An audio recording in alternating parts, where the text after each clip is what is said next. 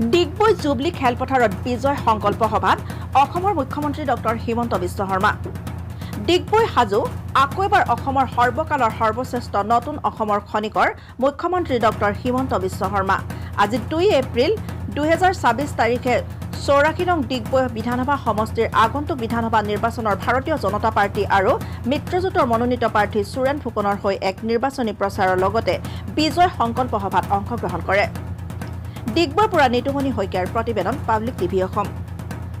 সভা আজি আমাৰ ডিগবৈ সমষ্টিৰ জুবলি খেলপথাৰত ইতিমধ্যে সমাপ্ত হৈছে আৰু মোৰ বাবে সৌভাগ্যৰ কথা যে আমাৰ অসমৰ জনপ্ৰিয় মুখ্যমন্ত্ৰী ডক্টৰ হিমন্ত বিশ্ব শৰ্মা ডাঙৰীয়াই ইয়াত আহি কিনে প্ৰায় 20,000 লোকৰ সমাৱেশত অংশগ্ৰহণ কৰি যোৱা সময়ছোৱাত মই এই অঞ্চলটোৰ কাৰণে কেনেকৈ কাম কৰিছিলোঁ, ৰাইজৰ সৈতে কেনেধৰণে সংযোগ ৰাখিছিলোঁ, গোটেই কথাখিনি ব্যক্ত কৰিছে আৰু অহা দিনবিলাকত ডিগবৈ সমষ্টিটোৰ কাৰণে আৰু নতুনকৈ সংযোজিত হোৱা বুঢ়ীদিহিং মৌজাৰ 6খন পঞ্চায়তৰ 55,000 ভোটাৰ কাৰণে কেনেধৰণে কাম কৰিলে আমি সমস্ত সমষ্টিটোৰ প্ৰতিটো জাতি জনগোষ্ঠীক আগুৱাই নিব পাৰোঁ তাৰে কিছু কথা ব্যক্ত কৰিছে আৰু মই আশাবাদী তেখেতৰ কথামতে কাম আৰু মই যোৱা 5 বছৰ তেখেতৰ সহযোগিতা তেখেতৰ আশীৰ্বাদৰ কাৰণে বহু গুৰুত্বপূৰ্ণ কাম কৰিবলৈ সক্ষম হৈছোঁ আৰু আজি প্ৰাৰ্থিত্ব দিয়া তেখেতৰ অৰিহণা আটাইতকৈ বেছি।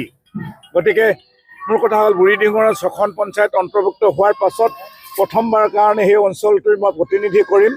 নিশ্চিতভাৱে সেই অঞ্চলৰ বিভিন্ন জাতি জনগোষ্ঠী আছে, সুন্দৰ এটা মৌজা, সেই অঞ্চলৰ মানুহক লৈ যিবোৰ সমস্যা আছে, ৰাইজৰ মনৰ কথা আছে, এই কথাখিনি আৰু কামখিনি মই কৰি যাম আৰু তেখেতসকলে নতুনকৈ ডিগবৈত অন্তৰ্ভুক্ত হৈছে। প্ৰথমবাৰৰ কাৰণে ডিগবৈ সমষ্টিটো ভোট দিব আৰু নতুন বিধায়ক হিচাপে মোক পাব।